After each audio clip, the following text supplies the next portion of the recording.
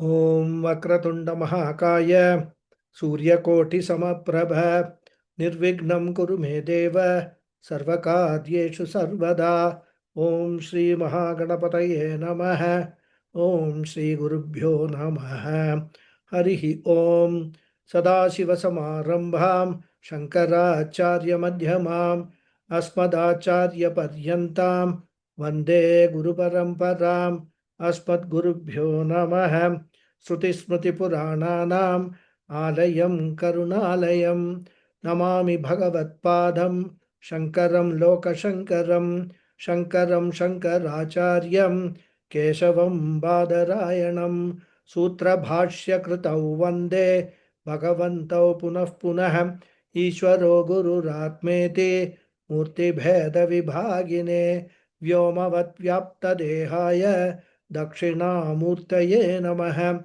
Om Shri Medha Dakshinamurti Swamine Namaha Om Sahana Vavatu Sahano Bhunaktu Sahaviryam Karavavahai Tejasvinavadhitamastu ma Vidvishavahai Om Shanti Shanti Shanti Harihi Om Shri Gurubhyo Namaha Harihi Om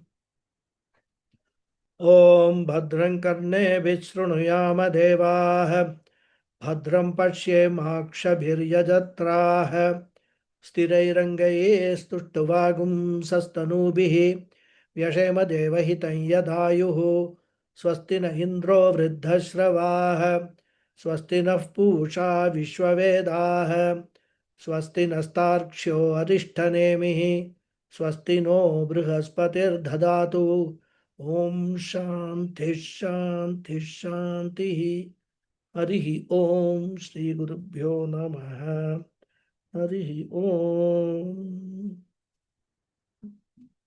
Namaste everyone. Namaste Guruji, Pranam. Pranam. Namaste. Before Hari we Om start, Guruji. Hari Om. One small announcement. Today I will close the class 5 minutes before time because I have to go for dinner. Okay. I hope you have no problem with that. Anyway, okay. So ready for chanting the mantra? Yes, Guruji.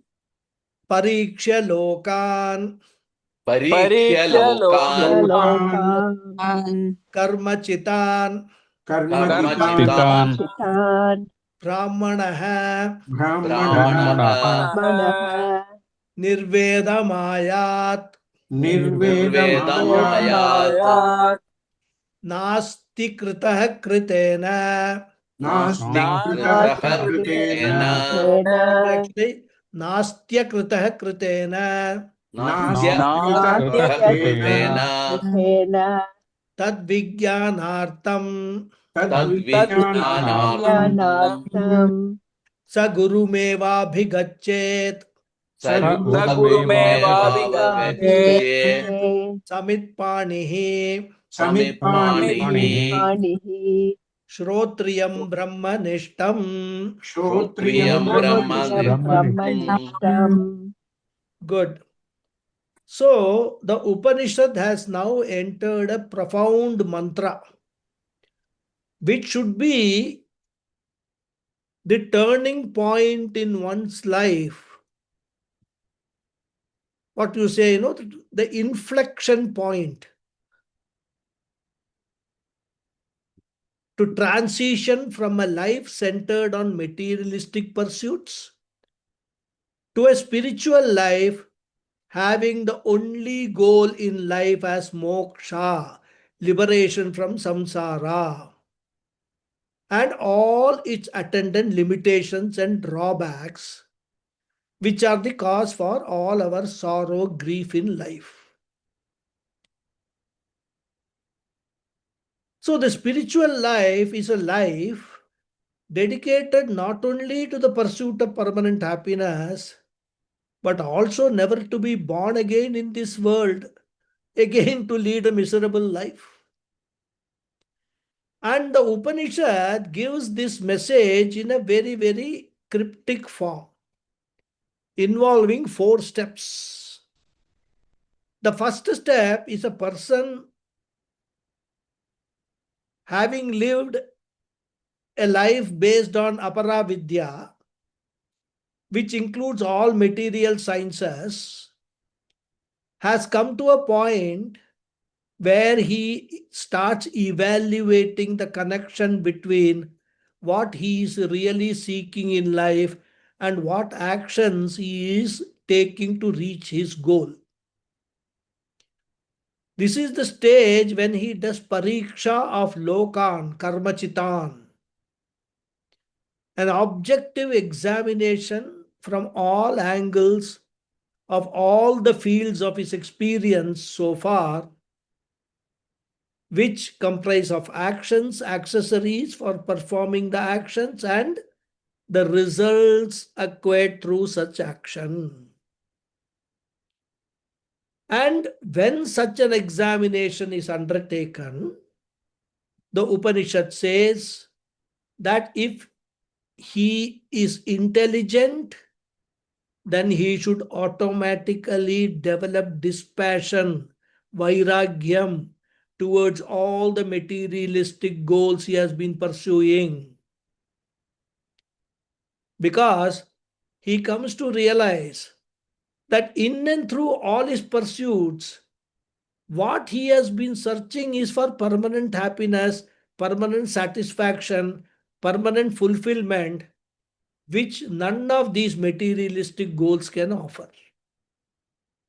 And therefore, he is able to clearly see the disconnect between what he wants in life and what he is doing to achieve that goal. And this leads him to developing a dispassion. He has no dvesham or hatred towards materialistic goals or materialistic way of life. What happens is he outgrows the need for depending on those materialistic goals for being happy in life. They were very good as long as they lasted, but now they have come to an end of their shelf life. And this understanding leads him to develop vairagyam. And this mantra says, Nirvedam ayat nasti akritah kritena. Such a person is called Brahmana by the Upanishad. This is the stage when he turns into a mumukshu, a seeker of moksha.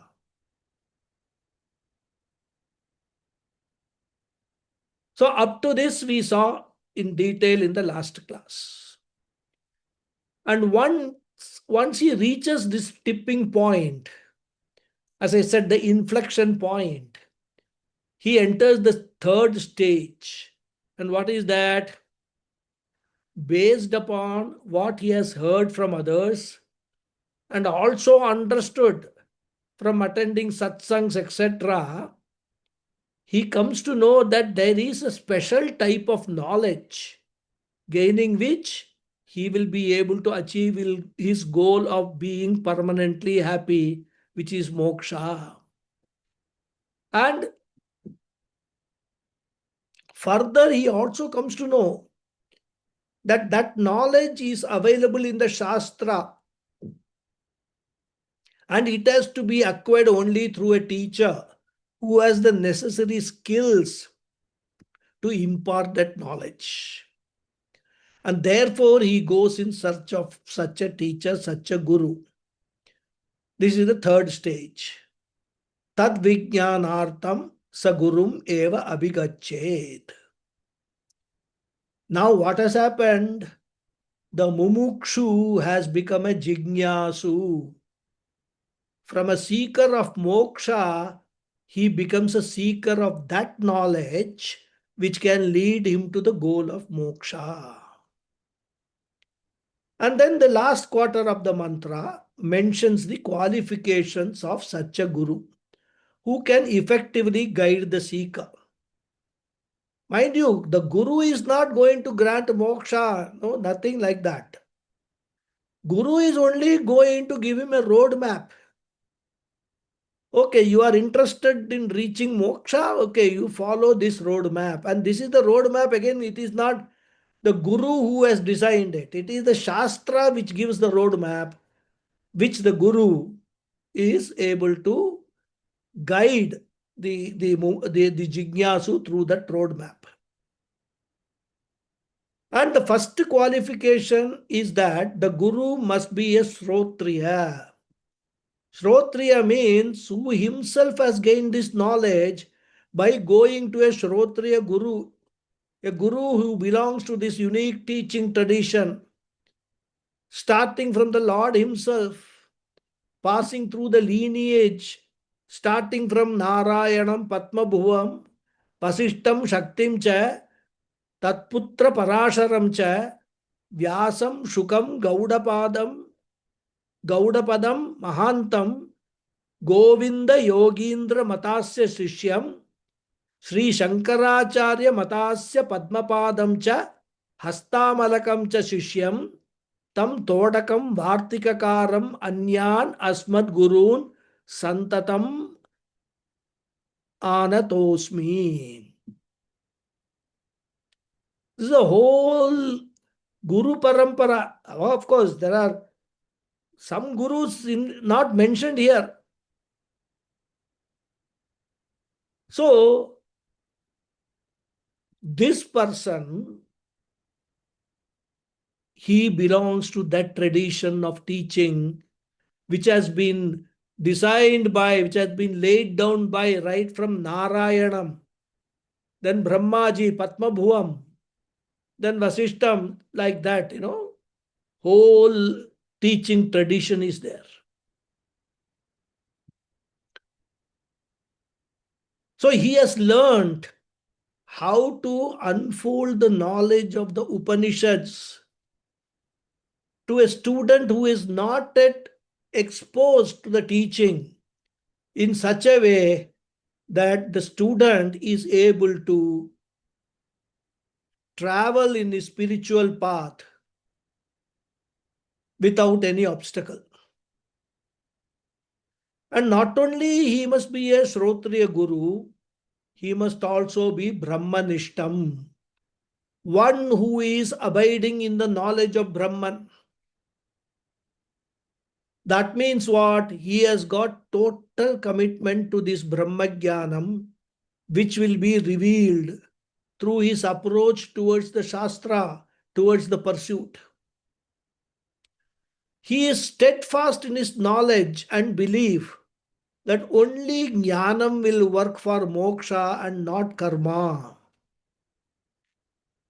Because this guru also has undergone the same process which the student is now undergoing. He has also done Pariksha Lokan, Karmachitan, all that he has gone through long back. And he is totally convinced that this is the only route to moksha. He must not entertain even an iota of doubt in any corner of this mind as to the efficacy of jnanam. Because there will be some people who will say, okay, I can understand all these things. But I have been doing this karma, all these things for a very long time. So, fine, I should give up karmas and all karmas are not going to take me to moksha. All that I understand. But suppose, in an extreme case, if jnanam does not deliver moksha to me, let me continue doing a little bit of karma also, it's a backup plan. So that through the karma, I will keep on earning punyam. And if not direct moksha in this janma, at least I can earn enough punyam to go to Brahmaloka and get Krama Mukti. So that's a plan B. Like we have this, UPS, UPS generator and all kind of thing. If regular power supply doesn't work, then the UPS or generator will work. So if that is the approach, then that person cannot be called Brahmanishta. In a text called Kaupina Panchakam, it is said that Vedanta Vakyeshu Sadaramantaha. That is the linga, the indicator of a white person, a Brahmanishta. Directly or indirectly, that person will be reveling, enjoying in Vedanta Vakyas. Otherwise, of course, one can be a Shrotriya, very well read in Vedanta, learned, has got the skill also to unfold the message, for whom teaching Vedanta is a profession. So what they will do, they will be fully engaged in all material pursuits. And among them will be Vedanta teaching also, for which, they may even charge a hefty fees. Many of the people who today we see, I don't want to name anybody, but to give a talk on spirituality, to give a talk on Vedanta, or even for that matter, to expound the messages of Puranas, etc., they charge a hefty fees in lakhs, depending upon the popularity of the person, which itself is a big papam. Because Shastra clearly says that you must only accept Bhiksha, or you can accept Guru Dakshina. Guru Dakshina means what? Whatever the student is willingly, within his affordability, is able to give. That is why, the Shastra itself says, Samit Panihi. No cost is involved in Samit Panihi. To collect Samit, all that student has to do is to go to the forest, pick up all those thin twigs which can be used as firewood in a homa. That's all.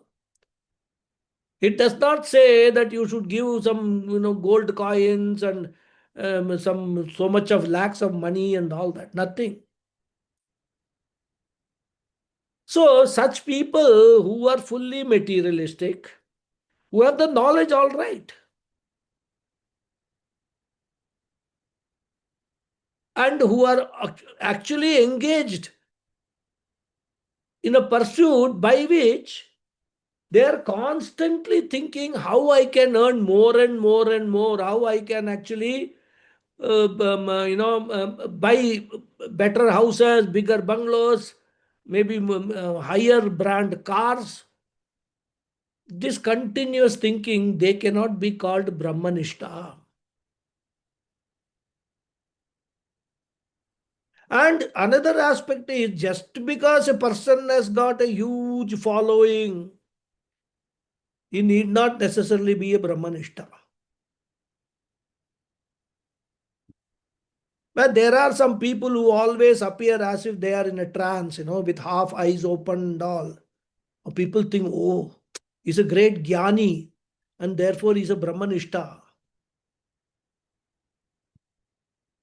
Or a person may be wearing, a number of Rudraksha malas, carrying Kamandalu, etc.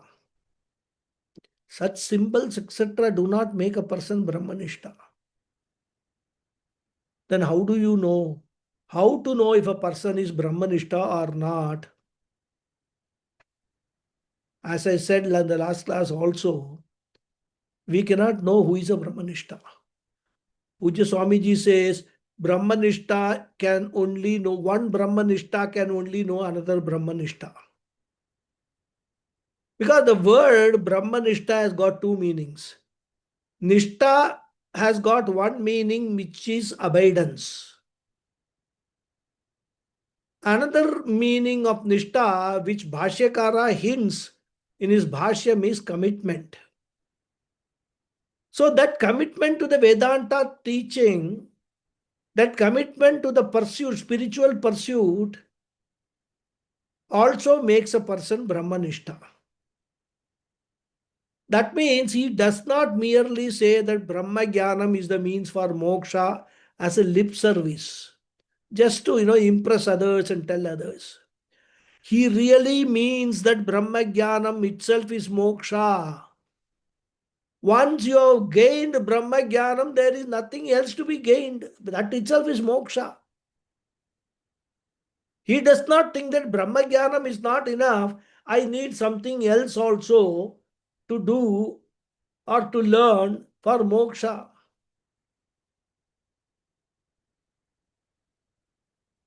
So, he is a person who considers Brahma Jnanam alone as a means for moksha, and he is committed to that pursuit alone.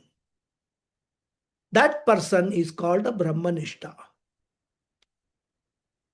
And the person who is spontaneously abiding in this wisdom is called the Brahmanishta. So, Bhashyakara, we will see later in the commentary, in the Bhashyam, he interprets the word Brahmanishta both the ways.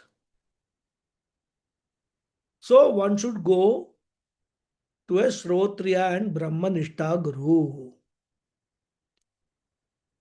So, now in this mantra, Viveka and Vairagya are talked about. What about other components of Samadhi Shatka Sampatti? They will be talked about in the next mantra. So here mainly three qualifications are highlighted. Viveka, that is Atma Anatma Viveka, Vairagya for all materialistic goals and materialistic pursuits, and mature Mumukshutvam, which has actually converted, which has been converted into Jignasutvam. And I use the word mature mumukshutvam because sometimes people may have a desire for moksha, but they will think that they can get moksha by doing some particular seva or by doing some particular dhyanam. So such people will have desire for moksha. Mumukshutvam will be there, but they will not have jignasa. So a mumukshu, when he becomes refined because of satsang, because of inquiry, because of vichara, that refined mumukshu will become mature and he will become jignasu. And therefore jignasa is refined mumuksha, and that refined mumuksha is here described by tadvijnanartam gurum eva bigachet, with the readiness to serve the guru. Samitpanihi indicates that readiness to serve the guru. And that readiness to serve indicates Shraddha also. Because here the student has come, he is supposed to approach the guru with Samitpanihi, means some dakshina. But there is no guarantee guru is going to teach him.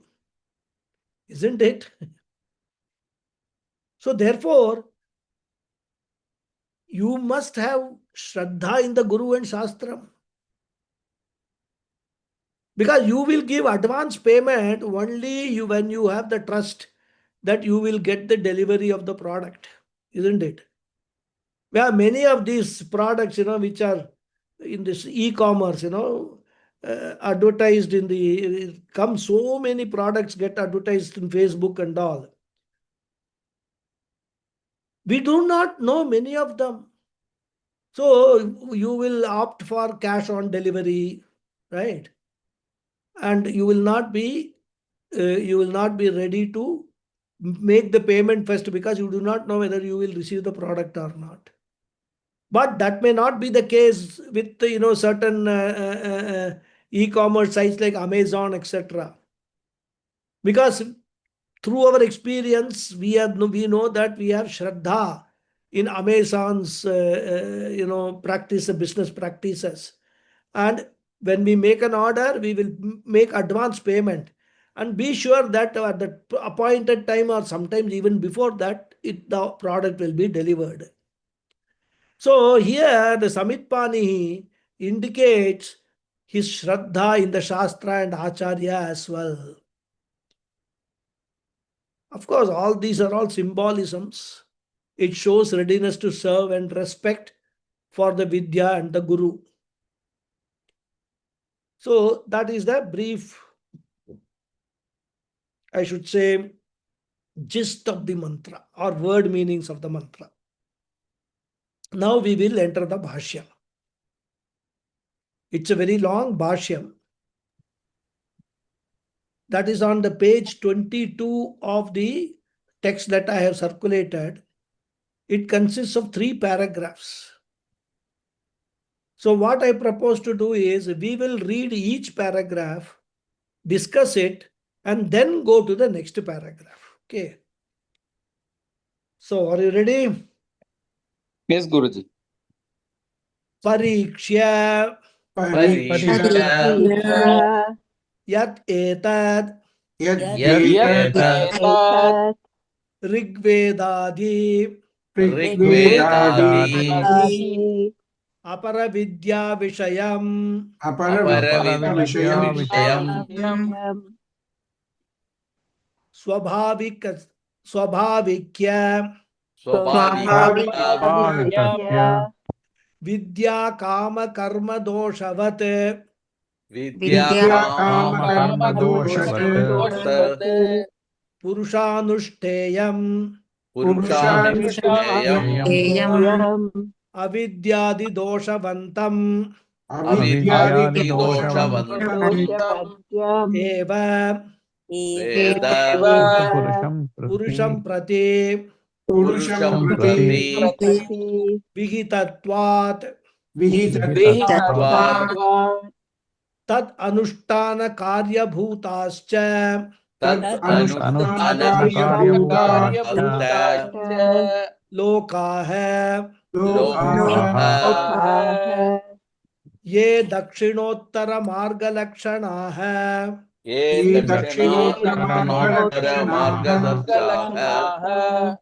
Phalabhutaha Bhutaha Echa Echa Vihitakarana Pratisheda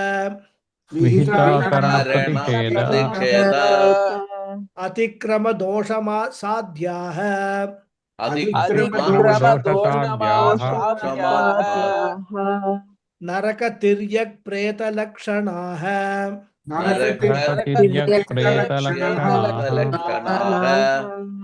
Tan Etan Tan etan Parikshya Parikshya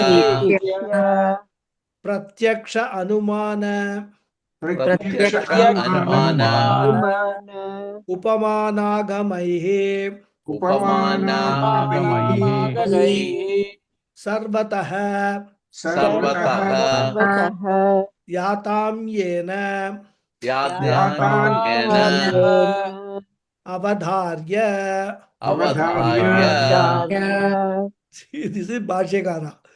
One sentence runs into 5 lines. He packs all ideas, so many ideas into one sentence.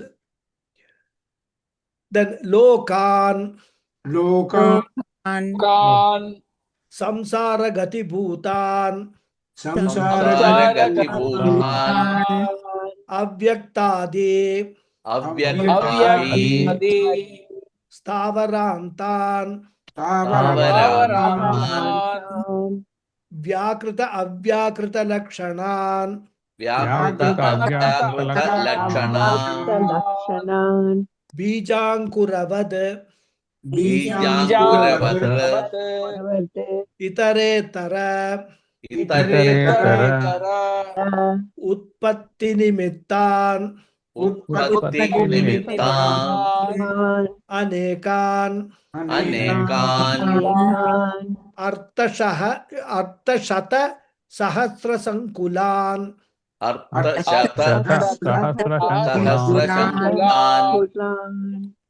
Kadali Garbhavat Asaran,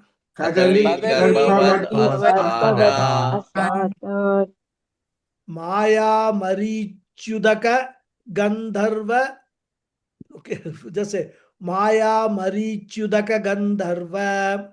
Maya Maya Marichudaka Gandharva. I think I will next word also I'll take. Maya Marichudaka Gandharva Naraka Nagarakara. Nagarakara. So Gandharva and Nagara should go together, no? So Maya Marichudaka Gandharva Nagarakara. Maya Gandharva Nagara Swapna Jala Budbuda Pena Saman. Swapna Jala Budbuda Pena Saman. Swapna Jala Budbuda Swapna Jala Budbuda Pena Saman. Pena Saman. Pratikshanaha Pradvamsan. Pratikshanaha Pratyumsan. Prishtataha Kritva Avidya Kama Dosha Pravartita. Avidya Prana Dosha Pravartatad. Pravartita Karma Chitan Karma Chitan. Dharma Dharma Nivartitan Dharma Nivartitan. Ityetat Etat Brahmanasyaiva Brahmanasya Visheshatodhikaraha Visheshatodhikarika Sarvatyagena Sarvatyajena Brahma Vidyayam Brahma Vidyayam Iti Iti Brahmana Grahanam. Brahmana Grahanam. Whole paragraph, only 3 sentences, but long sentences. Okay. So, the first word in the Moolam is Parikshya. And this word Parikshya is from the Dhatu verbal root Iksh. Iksh means to see. And so Parikshya means having seen from all sides, examined thoroughly from all angles. Paritaha Iksha is Pariksha. And what does that mean in this context?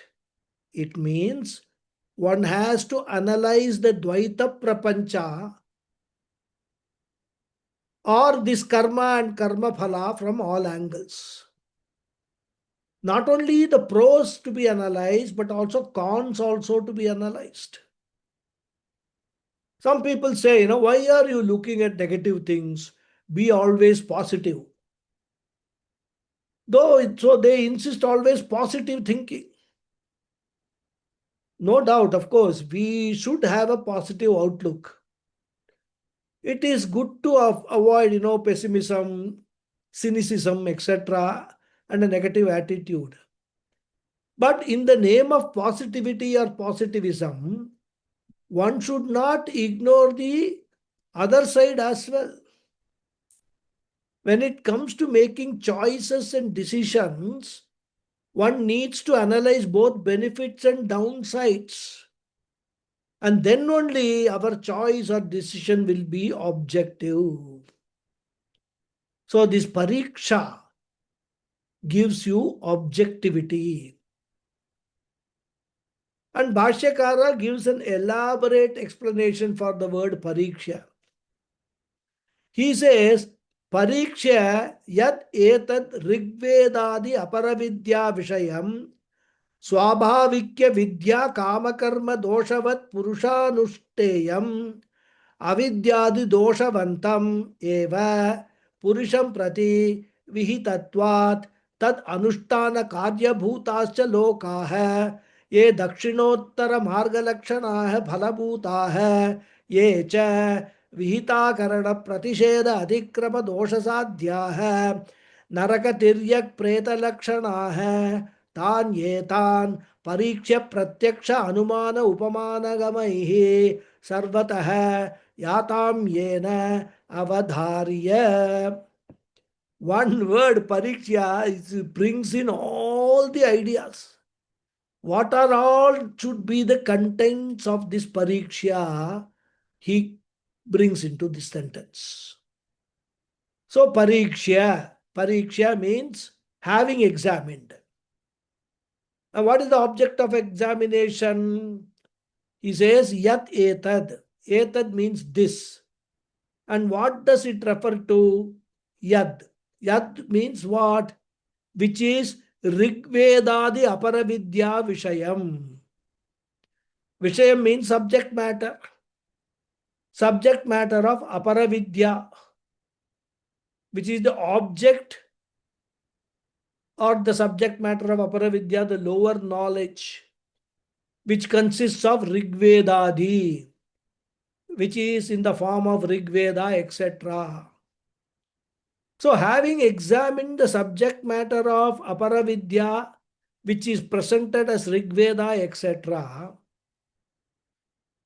here Bhashyakara wants to remind us of the fifth mantra. Tatra para Rigvedo Yajurveda Samavedo Tarveda. You must remember fifth mantra.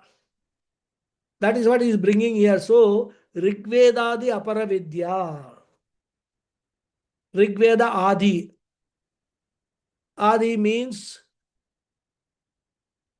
Shabda Shastra, the entire Karmakanda, Veda Purva Bhaga. That is referred to by the word Rigveda Adi.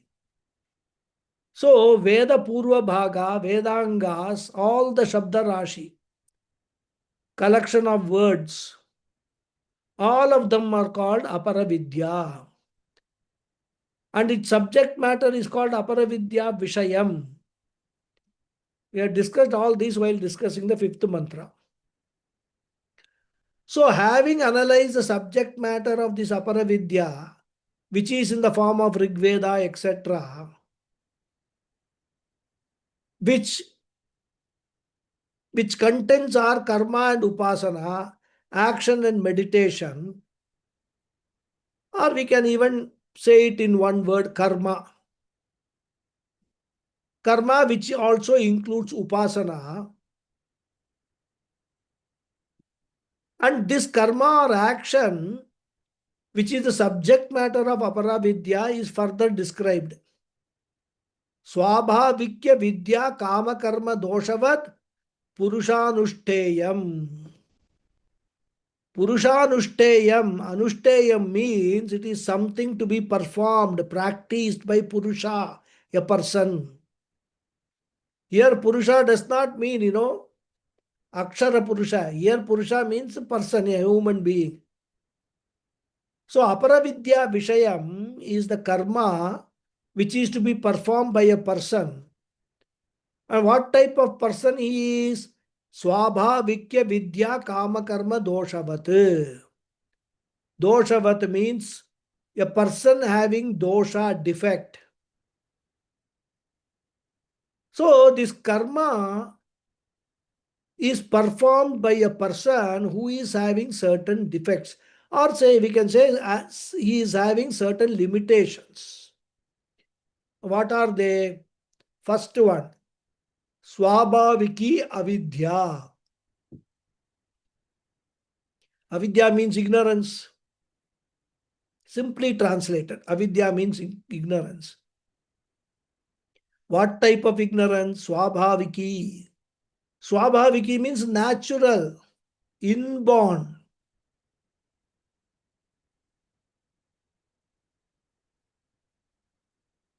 And this ignorance is anadi,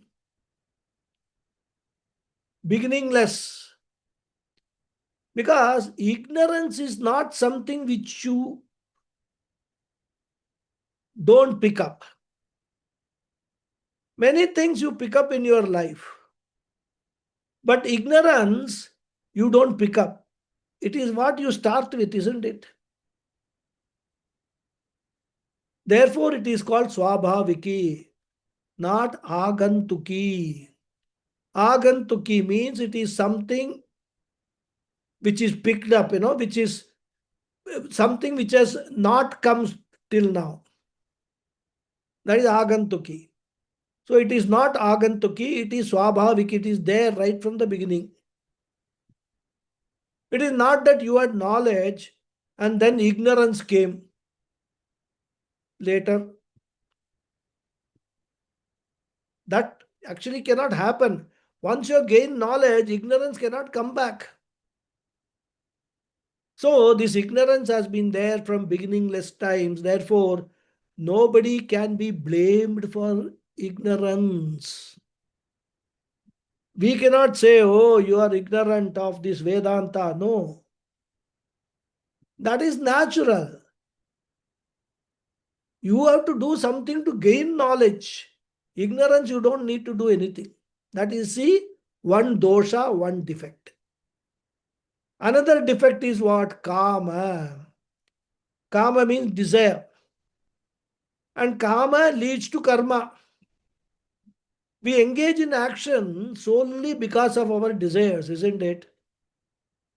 So karma is a consequential defect which is also a product of ignorance. And that karma will result in punya papa, which will lead to different lokas. That type of karma is being talked about. Therefore, the person, the purusha, who is doing the karma as a dosha, excuse me.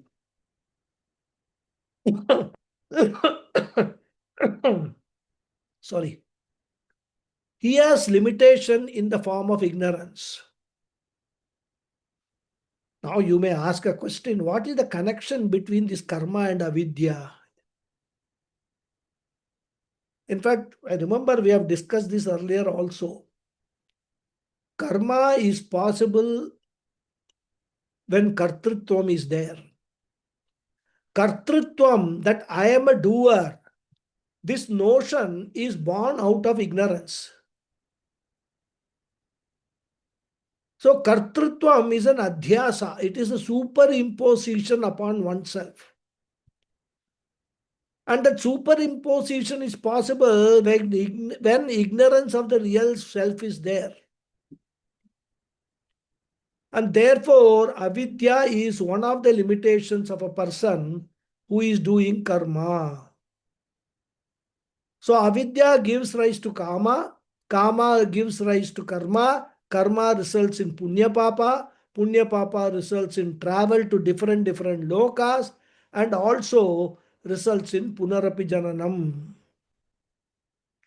The repetition of this entire sequence is called samsara.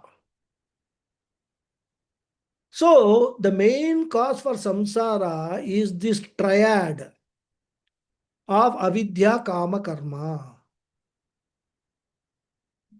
And these are the defects which arise due to aparavidya.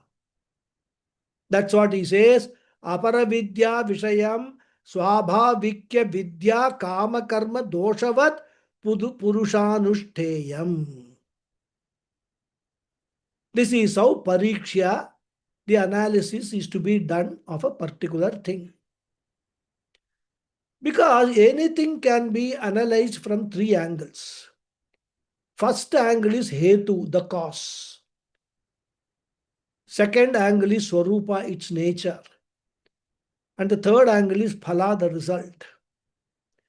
So here the hetu aspect is analyzed, the cause. Cause for samsara is analyzed. The cause for the ignorance is analyzed. And the next part, Bhashyakara further expounds this idea. He says, avidyadi doshavantam eva purusham prati vihitatvat.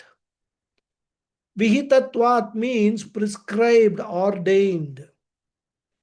Avidyadi doshavantam eva purusham prati. Prati means towards, for. So these karmas are prescribed for Doshavantam eva purusham. They are prescribed for a person who is having the dosha or defect. Doshavantam means one who is having a defect. Eva purusham, for that person alone. So this karma, which is the subject matter of aparavidya, is prescribed only for that person who is having the defects such as avidya, etc. Or simply put, we can say spiritually immature people. Avidyadi doshavantaha, who are afflicted with or by avidyadi dosha. What does that mean? As we saw, even though this defect of avidya is there in most people, in fact, I should say in all people except for the gyanis, who are just born to complete. They have gained jnanam, most of the jnanam in the previous birth, but some amount of, there is some little gap is there. So they take a birth and in this janma, very quickly they attain moksha.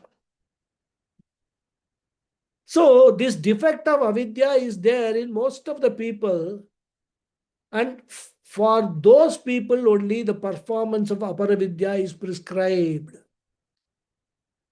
And what is the reason? The main culprit is kartrutva. Since the person has got kartrutva buddhi, he takes himself as karta, the doer, he falls into this trap. For one who does not have the kartrutva buddhi, all this will not apply. For example, a small child, animals, inanimate objects, etc., all these will not apply. And also for a jnani who has understood that being Brahman is akarta, all this will not apply. And therefore only a Purusha who is ignorant of the reality, who is caught in the anushtanam of aparavidya vishaya, suffers these defects. And moreover, ignorance could be there, but if there are no desires, kama is not there, then also these karmas will not be prescribed. Because karmas are prescribed by Shastra for those who have desires of artha, kama and dharma purusharthas. So here is a clue. You may not have self-knowledge, but if you develop vairagyam towards these three purusharthas, you can break away from this triad of avidya, kama, karma. And that will be the first step towards getting rid of the bondage of samsara. And there is another aspect which I think we briefly touched upon, and that is adhyasa, superimposition. Even though every jiva is by nature swarupataya akarta, the jiva takes himself to be karta, and due to the ignorance of that fact that he is akarta, he superimposes kartrutvam on himself. So again, kartrutvam is an adhyasa, it's a superimposition. And this is possible only when avidya is there. And this is very well demonstrated by the Rajju Sarpa example. A person who is ignorant of the fact that he is only seeing a rope superimposes a snake and then gets scared and wants to run away. So all these superimpositions arise out of ignorance only. And therefore karma is prescribed only for a person who is having this dosha of avidya and kama. Avidyadi doshavantam eva purusham prati vihitatvat. And once a person performs the vihita karmas, what he accomplishes is described in the next line. So in the previous line, Bhashyakara dealt with the sadhanani pariksha, examination of the means. Now he deals with the examination of the sadhyam, the goals. He says, तद अनुष्ठान कार्य भूताश्च लोका है ये दक्षिणोत्तर मार्ग लक्षणा है फलभूता है. So he explains तद अनुष्ठान कार्य भूता है. So the result of that karma or result of performing that karma and upasana are here referred to as karya bhuta hai. Karya bhuta hai means products generated out of tad anushtanam. Tad refers to sadhanas which we just now saw. Kama and upasana sadhanas. Karma and upasana sadhanas. Anushtana we have seen means practice or perform. And why does Bhashyakara say Anushtana Karyam? There is an important reason. Because just the knowledge of karma will never produce the result. The knowledge of swimming will not take you to the other side of the river. So, both in Karma Kanda and Upasana Kanda, Jnanam must be followed by Anushtanam. Then alone the result will be produced. In fact, Anushtanam alone will produce the result. And therefore he says, Tad Anushtana Karya Bhuta hai. And what are they? Loka hai. Loka hai, we have seen earlier also, fields of experience. Lokyate anubhuyate iti loka hai. And all the lokas are broadly classified into three types. One is loka hai attained through Krishna Gati. Second, those lokas attained through Shukla Gati. And third, those attained through the Adhogati. Adhogati means other than Krishna Shukla Gati. That is the lower lokas. So previously I said Marga Dvayam. Now Bhashyakara adds one more, third Marga, which takes the Jiva to Naraka, etc. The lower worlds, 7 worlds, worlds of experience. Sorry, today throat is giving some trouble. Excuse me. And therefore he explains, ये दक्षिणोत्तर मार्ग लक्षण है फलभूता है. ये विचार दक्षिणोत्तर मार्ग लक्षण है, which are indicated by or represented by Dakshina Marga and Uttara Marga. Dakshina Marga is Krishna Gati, achieved through karma. Uttara Marga is Shukla Gati, gained through upasana. Lakshana hai means indicated by those margas. What are indicated? The higher lokas are indicated by these two margas, which are phalabhuta hai, which are all the results, the sadhyams of this aparavidya. And not only the higher lokas, but he says, ye cha vihita akarana pratisheda atikrama dosha sadhya hai. So not only the higher lokas, but lower lokas, the lower worlds are also attained. How? Vihita akarana. Because of the omission of compulsory duties. Vihita means nitya naimittika karmas, otherwise called compulsory duties. Their non-performance, otherwise called omission, will create a type of papam, which is called pratyavaya papam. And not only those papams, but also pratisheda atikrama. Atikrama means performance of pratisheda. performance of the prohibited karmas, the nishiddha karmas. Literally, pratisheda atikrama means violation of the prohibitions. So we can understand it as performance of those karmas which are prohibited. And they will get this non-performance will give another set of papams. We will see more in the next class. As I said, I will stop it 5 minutes earlier. Okay.